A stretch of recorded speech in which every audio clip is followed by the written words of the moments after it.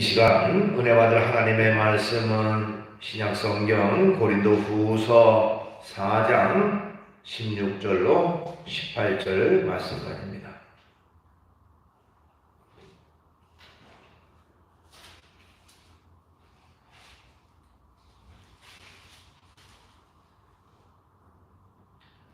신약성경 290쪽에 있습니다. 고린도후서 4장 16절부터 18절 말씀까지 받들어 봉독을 하겠습니다. 그러므로 우리가 낙심하지 아니하노니 우리의 겉사람은 낡아지나 우리의 속사람은 날로 새로워지도다. 우리가 잠시 받는 환난에 경한 것이 지극히 크고 영원한 영광에 충한 것을 우리에게 이루게 함이니 우리가 조목하는 것은 보이는 것이 아니요 보이지 않는 것이니 보이는 것은 잠깐이요 보이지 않는 것은 영원함이라. 아멘. 말씀을 18절까지 받들어 봉독을 했습니다. 우리 찬송을 같이 한 장 부르겠습니다.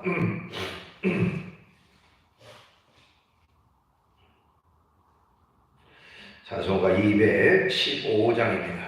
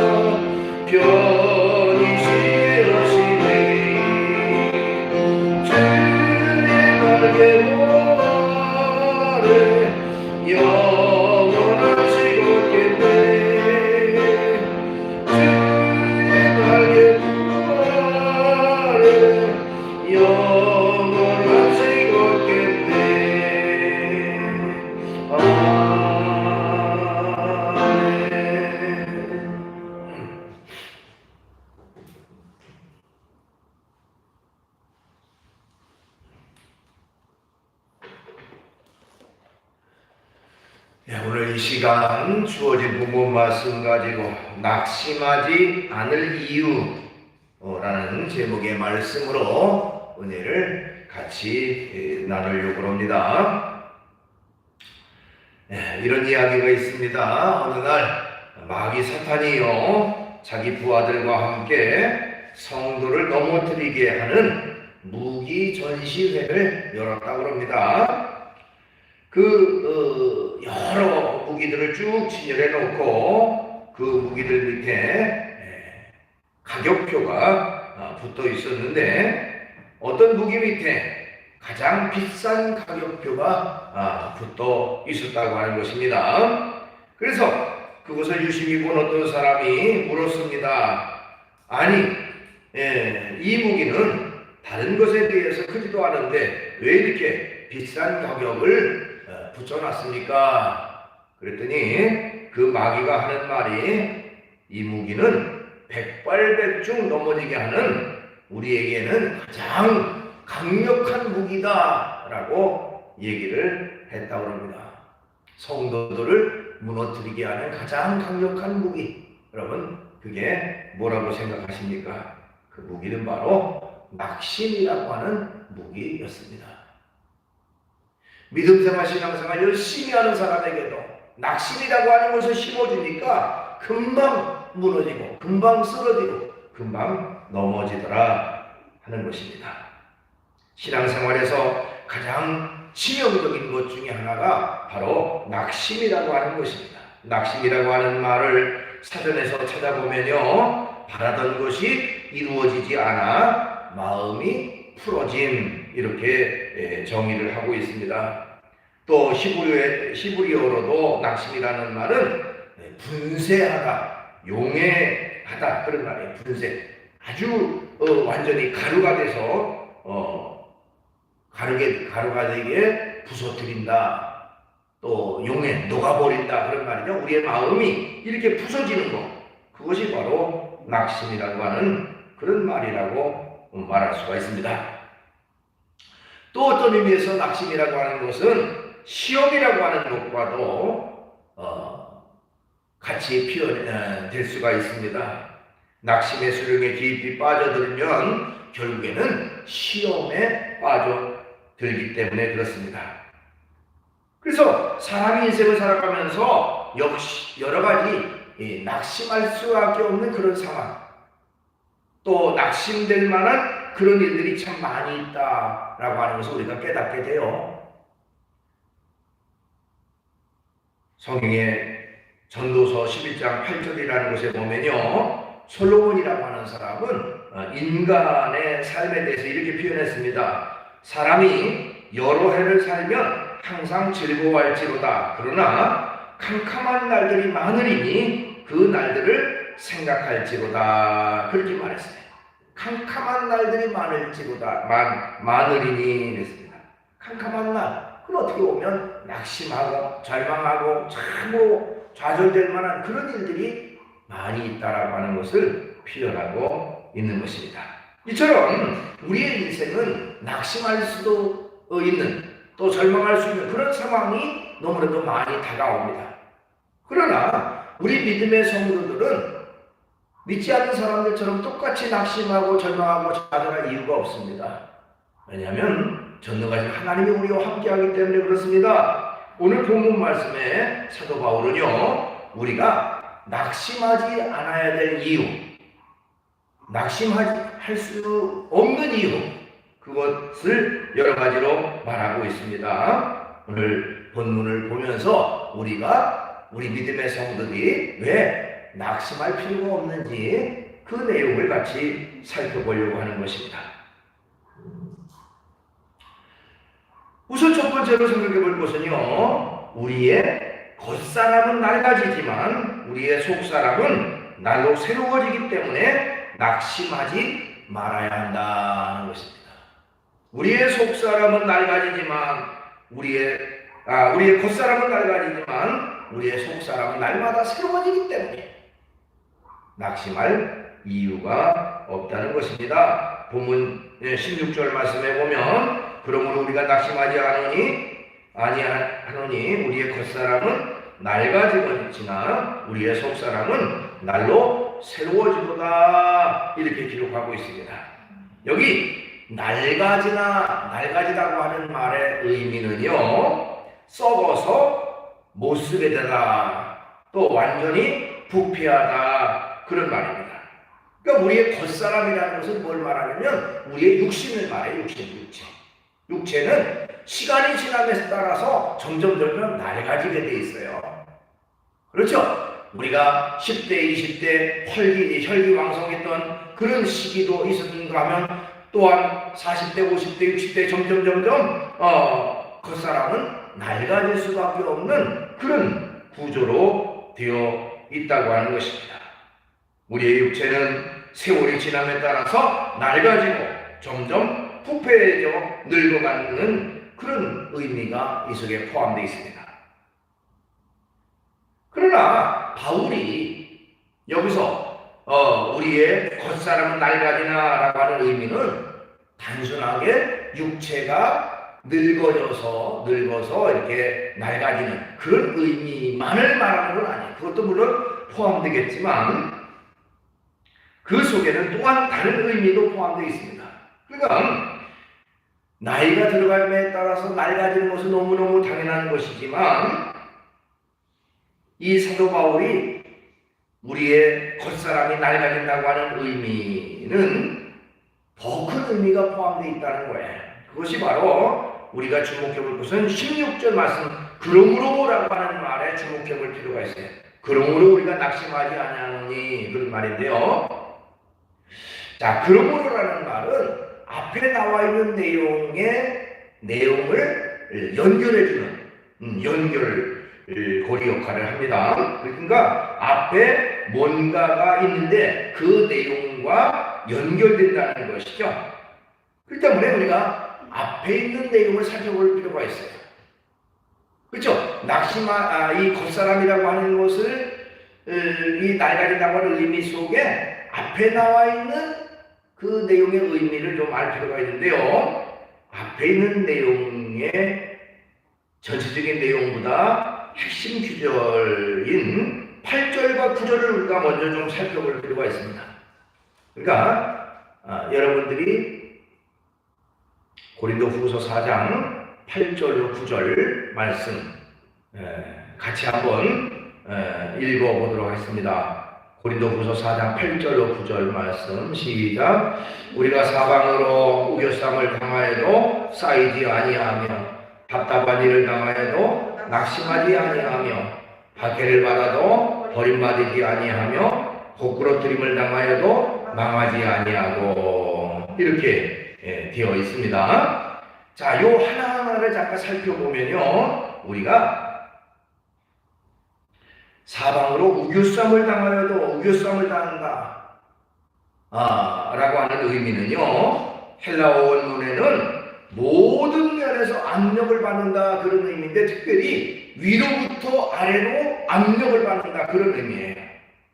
그러니까 위에서부터 밑으로 눌림을 당하는 상태, 그것이 바로 사방으로 우겨쌈을 당한다 하는 의미이고요. 그 다음에 답답한 일을 당하여도 낙심하지 않는다. 답답한 일이라고 하는 것은 이쪽으로도 갈 수도 없고 저쪽으로 갈 수도 없고 또 앞으로 갈 수도 없고 뒤로 갈 수도 없는 그런 상태가 바로 답답한 일을 당한다라고 하는 의미고요. 또 9절 말씀에 박해를 받아도 버림받지 않는다. 이 박해를 받는다고 하는 말은 마치 짐승이 포수가 짐승을 잡기 위해서 쫓아가는 그런 상태를 말합니다. 그러니까 짐승이 사냥꾼에게 쫓기는 것처럼 뒤에서부터 추격을 당하는 상태, 그것이 바로 박해를 받는다고 하는 의미가 해당되고요.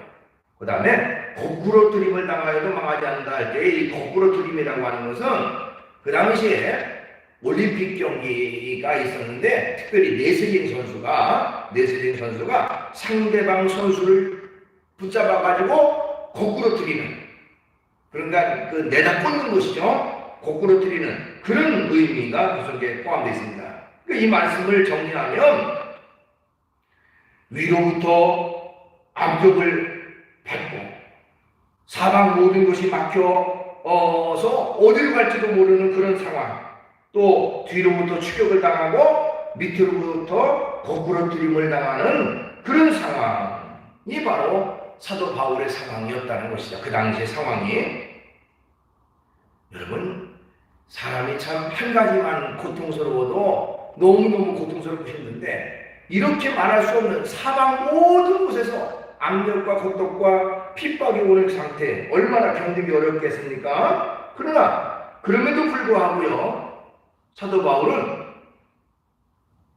이런 어려움과 압박과 핍박을 견디어 이겨낸 그런 사람이 되었습니다. 그러니까 여기서 우리가 겉사람이 낡아진다라고 하는 의미는 단순히 육신적으로 늙어가는 그런 상황만이 아니라 수없이 많은 핍박과 고난과 환난이 나를 압박하고 있는 그런 상태를 겉사람으로 표현을 했습니다. 겉사람이 이렇게 수없이 많은 압박과 핍박과 고난을 당할 수밖에 없는 그런 환경 속에 노출되어 있다는 것이죠. 그렇지만 사도 바울은 나는 그렇게 압력을 받고 핍박을 받고 나는 그것을 이길 수가 있었다. 그 이길 수 있는 비결이 뭐냐? 그 비결이 바로 7절 말씀에 말하고 있어요. 자, 7절 말씀도 같이 한번 읽겠습니다. 시작. 우리가 이 보배를 질그릇에 가졌으니 이는 심히 큰 능력은 하나님께 있고 우리에게 있지 아니함을 알게 하려 함이라. 아멘. 이 말은 무슨 말입니까? 자기가 그 엄청난 압박과 핍박과 고난을 이길 수 있는 비결, 그것은 자기 속에 보배를 가지고 있었기 때문에 그렇다, 이렇게 말하고 있어요. 보배. 자, 여러분, 자기는 질그릇과 같은 존재라는 겁니다. 질그릇, 뭐 쉽게 말하면 사기그릇 같은 거, 그릇은 깨지기가 쉬워요. 그죠? 조금만 충격과 압력을 가해도 깨져버립니다. 자기 자신은 그렇게 깨지기 쉬운 질그릇과 같은 존재인데 내 속에 보배가 있다. 그래서 내가 넘어지지 않고 쓰러지지 않는다. 근데 그 보배가 뭘 의미합니까? 바로 우리의 구세주 되시는 예수 그리스도가 내 안에 있기 때문에 나는 수없이 많은 핍박과 환난과 고난과 넘어뜨림을 당해도 나는 넘어지지 않는다. 이런 말입니다. 그러니까 사도 바울은 어떤 환난과 고난 앞에서도 그것과 싸워서 이길 수 있는 것, 그것은 바로 자신 속에 예수 그리스도라고 하는 보배가 있기 때문에 자기는 능히 그 어려움을 이길 수 있었다라고 하는 고백을 여기서 말하고 있는 것입니다. 자, 그렇기 때문에 우리의 옛사람, 우리의 그 겉사람은 이렇게 낡아질 수밖에 없는 상황이지만 그것을 이길 수 있는 힘의 원천, 그것이 바로 우리 속사람으로부터 나온다는 거예요. 우리의 속사람, 그 속에 있는 것은 바로 예수 그리스도를 모신 우리의 영적 삶을 말합니다. 그 때문에 우리는 예수 그리스도가 내 안에 있으니 우리는 결코 낙심할 이유가 없고 실망할 이유가 없고 어려움을 당할 때도 그것 때문에 고통스러워할 이유가 없어요. 왜? 내 안에 예수님이 계시니까. 그렇습니다. 여러분, 노벨 문학상을 수상한 사람 가운데 이 펄벅이라고 하는 분을 여러분들이 잘 아실 겁니다.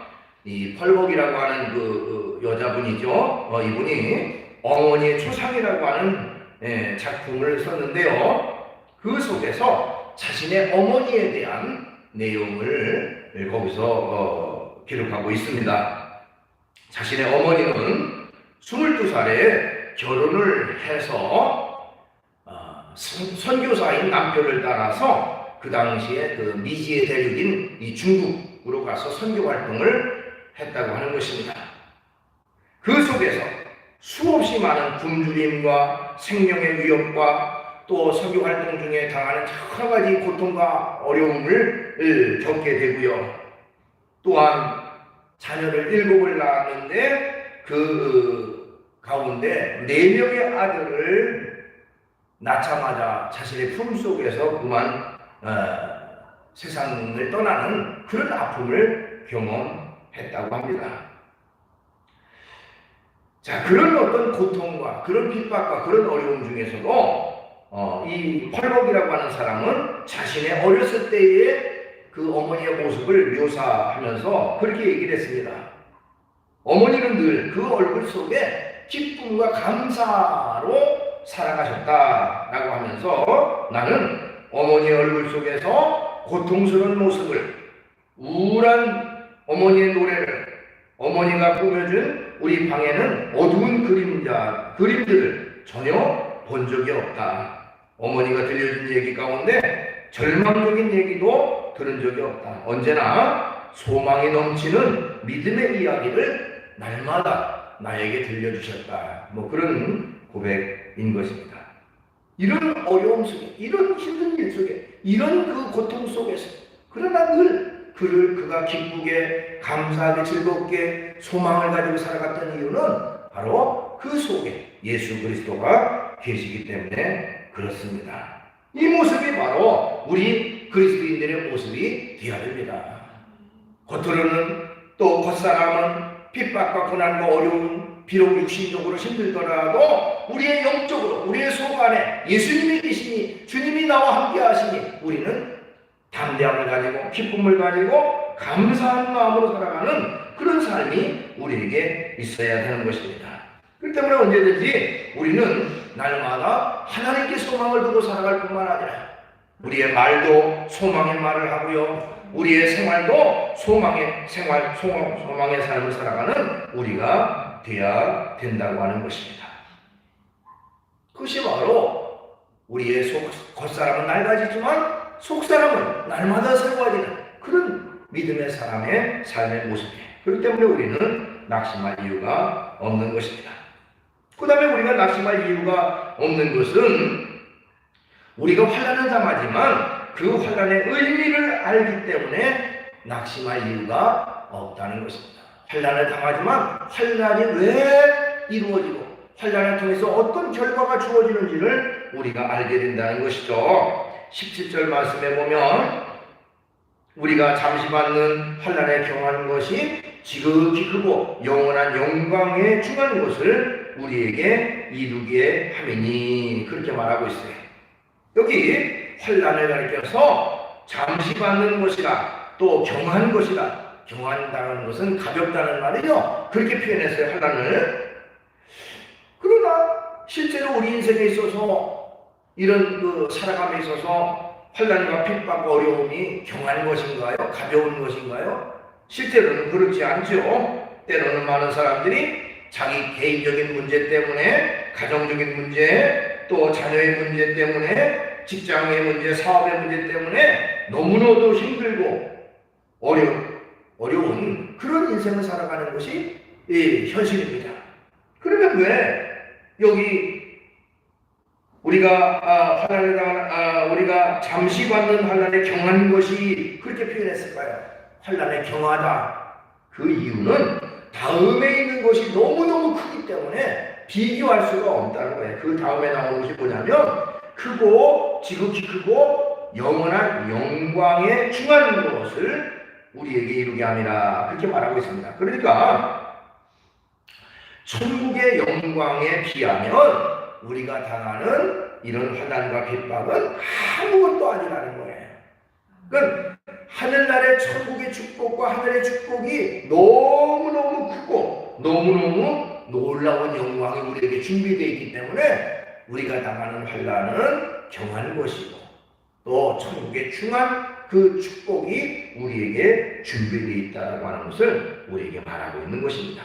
때문에 그걸 바라보고 앞으로 우리에게 주어지는 놀라운 영광을 바라보고 현재의 고난, 현재의 어려움을 이기자. 그렇기 때문에 우리는 낙심할 이유가 없다라고 말하고 있는 것입니다. 그래서 마태복음 5장 11절로 12절에 보면요, 우리가 고난과 핍박을 당할 때에 기뻐하고 즐거워할 이유가 있다, 이렇게 말하고 있습니다. 거기 보면 나로 말미암아 너희를 욕하고 박해하고 거짓으로 너희를 거스려 악한 말을 할 때에는 너희에게 복이 있나니 기뻐하고 즐거워하라, 하늘에서 너희 상이 큼이라, 이렇게 말했어요. 그러니까 세상에서 핍박과 고난과 환난을 당할 때 오히려 기뻐하고 즐거워하라는 얘기예요. 왜?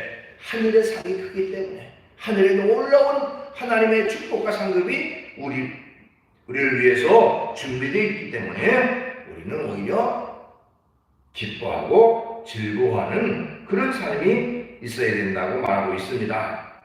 사람이 살아갈 때에 때때로는 많은 환난과 고난과 어려움이 닥칩니다. 그럼에도 불구하고 우리가 그것을 이길 수 있는 것은 바로 우리의 믿음으로, 우리의 신앙으로 그 모든 것을 이기는 것이고, 이기는 자에게 하늘의 영광과 하늘의 기쁨과 하늘의 축복이 예비되어 있다는 것입니다. 그 때문에 내가 이 고난을 잘 이기면 하늘의 무궁무진한 축복이 나에게 준비되어 있다, 하나님의 칭찬과 상급이 내게 준비되어 있다, 그걸 바라본다면 현실에서 당하는 이 고난과 어려움 때문에 낙심할 이유가 없다는 것입니다. 오늘 본문 말씀을 기록한 이 바울이라는 사람도요, 그는 예수님을 믿고 나서 그 신비한 능력과 은혜의 체험을 했던 사람이기도 하지만, 또한 자신의 육체에는 말할 수 없는 그 육신의 가시라고 하는 그 가시로 표현했지만 육체를 괴롭히는 그런 고난이 그에게 있었다고 합니다. 그래서 그 고난, 즉 육체의 병, 육신의 병을 고쳐달라고 하나님 앞에 간절히 기도했지만 하나님이 그 병을 고쳐주시지 않고 오히려 내 은혜가 네게 족하다, 이는 내 능력이 약한 데서 온전해집니다. 즉 너의 그 약한 것, 너의 그 몸이 아파서 고통받는 거, 그게 바로 내 은혜다. 내가 그것 때문에 교만하지 않고 자만하지 않고 오히려 하나님을 전폭적으로 의지할 수 있는 그런 믿음의 사람이 되지 않았느냐. 그러니까 그건 바로 너에게 족한 은혜다. 그 육신의 약함이 오히려 너에게는 감사할 일이다 라고 하는 것을 말했습니다. 그걸 깨닫고 나서 바울은요, 자기의 육신의 가시와 같은 그런 고통 앞에서 오히려 기뻐할 수 있었습니다. 왜? 하나님이 합력의 선을 이루시고 이것은 나를 더 단단하고 더 온전한 믿음의 사람으로 만들기 위한 하나님께서 그것을 위해서 허락해 주신 것이기 때문에 오히려 감사함으로 그 어려움을 극복할 수 있었다, 이렇게 말할 수가 있습니다. 그 때문에 우리 믿음의 성도들은 언제나 환난을 당할 때 그 고난과 환난 그 자체만 보지 말고 그 환난을 통해 주어지는 하나님의 영광과 축복을 바라볼 수 있는 영적인 눈이 열려야 돼. 그걸 바라본다면 하늘의 그 놀라운 은혜에 비하면 이건 너무너무 가볍고 너무너무 하찮은 것이다, 내가 이걸 반드시 이겨야 되겠구나 하는 그것을 통해서 우리가 그런 마음의 자세를 갖게 된다는 것이죠. 그렇기 때문에 우리 믿음의 성들이 결코 영원한 하나님의 영광을 바라보기 때문에 낙심할 이유가 없다는 것입니다. 그 다음에 우리가 낙심하지 않을 이유는 뭐냐? 이 세상에서 소망이 없어도 영원한 하늘의 소망이 있기 때문에 우리는 낙심하지 말아야 한다는 것입니다. 18절에 보면 우리가 주목하는 것은 보이는 것이 아니요 보이지 않는 것이니 보이는 것은 잠깐이요 보이지 않는 것은 영원합니다, 이렇게 말하고 있습니다. 여기 우리가 주목하는 것은 이라는 말은 바라보는 것, 소망하는 것을 말합니다. 즉 세상에는 진정한 소망이 없다는 것입니다. 어떻게 보면 세상적인 것에는 잠시 잠깐 있다가 없어진 것이 세상적인 것이고 유한한 것이에요. 여러분, 세상에 있는 것 가운데 영원한 것이라는 것이 있습니까? 그건 하나도 없어요. 영원이라고 하는 것은 하나님에게만 해당되는 단어예요. 세상적인 것은 영원한 게 아무것도 없습니다. 인간의 목숨도요 영원하지 못하잖아요. 또 인간의 어떤 명예나 또 권력이라고 하는 것도 영원하지 못합니다. 그렇죠? 또 물질이라는 것도 영원하지 않습니다. 이처럼 세상적인 것은 어떻게 보면 잠시 잠깐 뿐이다 하는 것입니다.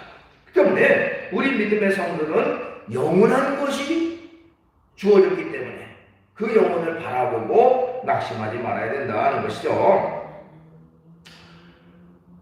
미국 역사 중에서 미국인들의 경종을 울렸던 그런 사건이 하나 있었다고 합니다. 1923년에 어느 날 미국 그 시카고에 있는 에드워드 비치 호텔이라는 곳에 그 당시에 최고 갑부라고 하는 7명의 사람들이 그 자리에 함께 모였다고 합니다. 그것이 아주 대단한 사건이었다고 해요. 그러니까 미국에서 갑부라고 하는 사람 7명이 한 자리에 딱 모여 있었습니다. 그들이 가지고 있었던 모든 재산들을 합하면 그 당시에 미국 전체의 국고, 나라에서 소유하고 있는 그런 국고보다도 오히려 더 많을 정도의 그들의 재산을 그렇게 많이 가지고 있었다고 합니다. 그것이 엄청난 화제가 됐는데 그 후에 한 기자가 그날 모였던 그 7명의 사람들이 과연 어떻게 인생을 살았는지 무려 25년 지난 뒤에 그들의 그 인생을 추적해서 알아왔다고 합니다. 자, 첫 번째 사람이었던 강철회사 사장이었던 찰스 수업이라고 하는 사람은 25년 후에는 무일푼의 거지가 돼서 결국 세상을 떠났고요. 두 번째 사람 알서 카틀이라고 하는 사람은 밀농사를 거부가 된 사업가였는데 그 역시 파산해서 모든 것을 잃어버리고 쓸쓸하고 고독한 가운데 혼자 임종을 맞이했다고 합니다. 세 번째 사람인 리차드 휘튼이라고 하는 사람은 뉴욕은행 총재였는데 자기를 둘러싼 여러 가지 상황이 잘못돼서 감옥에서 고독하게 여생을 보내고 있었다고 하고요. 또 네 번째 사람인 엘버트 홀이라고 하는 사람은 미국의 재무장관까지 지냈던 사람인데 역시 감옥에서 막 풀려나와 집에서 임종을 기다리고 있는 그런 상태였었답니다. 다섯 번째 사람인 리버모라고 하는 사람은 웰소프트 회장이었다고 하는데요. 그 사람도 역시 인생의 끝을 자살로 마쳤다고 하고요. 여섯 번째 사람인 국제은행 총재였던 리온 프레이저라고 하는 사람도 역시 자살로 인생을 마쳤다고 합니다. 일곱 번째 사람 이반 크루콜이라고 하는 사람은 부동산 업계의 거부였지만 역시 그도 자살 미수로 병원에서 치료를 받고 있었다. 한 사람도 온전하게 그야말로 기쁨으로 즐겁게 여생을 마친 사람이 없었다. 그 신문 기자는 그렇게 기록을 했습니다. 어떻게 보면 참 쓸쓸한 일이고요. 그러나 세상이 주는 것은 영원한 것이 없다는 것이죠. 세상이 주는 것은 완전하지 않고 인간에게 진정한 기쁨과 만족을 주지 못한다는 것입니다. 그러니까 우리는 우리 인생이라고 하는 것은 그래서 성경에도 안개와 같은 것이 인생이다. 뭔가 잡히는 것 같은데 금방 없어지는 것이 인생이다라고 말했어요. 야고보서 4장 14절 내일 일을 너희가 알지 못하는도다. 너희 생명이 무엇이냐? 너희는 잠깐 보이다가 없어지는 안개니라. 안개와 같은 것이 인생이다는 거예요. 그렇기 때문에 중요한 것은 우리의 소망을 이 안개와 같은 이 세상에 두지 말라는 거예요. 우리의 소망을 영원한 하늘나라 천국의 소망을 두고 살아가라는 것입니다. 우리의 시민권, 우리 믿음의 성들의 시민권은요, 바로 하늘의 시민권을 가지고 있는 거예요.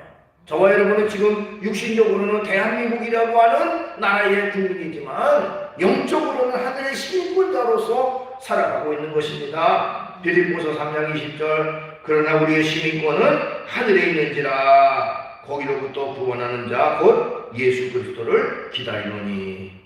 언제나 하늘의 시민권자로서 우리는 하늘의 소망을 가지고 살아가는 그런 생활이 있어야 됩니다. 그렇기 때문에 우리는 낙심할 이유가 없는 것이죠. 이 세상에 어떻게 보면 때로는 탄식과 한숨과 절망과 슬픔이 가득한 것이 바로 오늘날 우리가 살아가는 세상이라고 말할 수가 있습니다.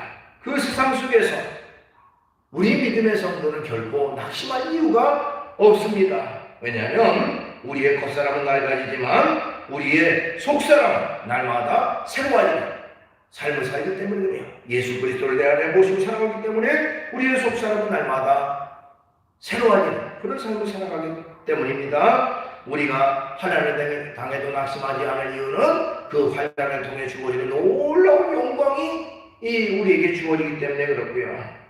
또한 세상의 소망을 잃어버려도 영원한 천국의 소망이 있기 때문에 우리는 낙심할 이유가 없는 것입니다.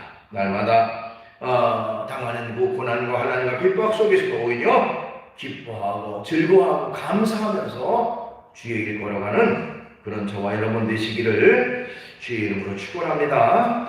기도하겠습니다. 걸어가신 주님을 찬양합니다. 오늘도 저희들을 사랑해 주셔서 주의 전에 이끌어 주시고 귀한 예배의 영광 드리게 하심을 감사드립니다.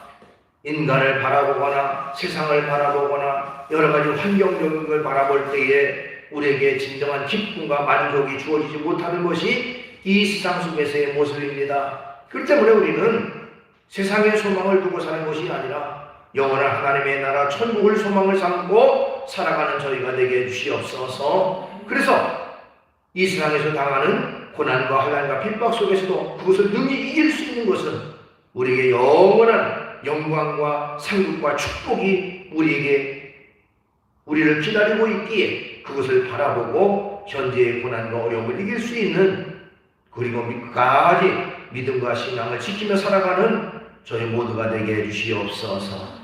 예수님의 이름으로 기도하옵나이다. 아멘.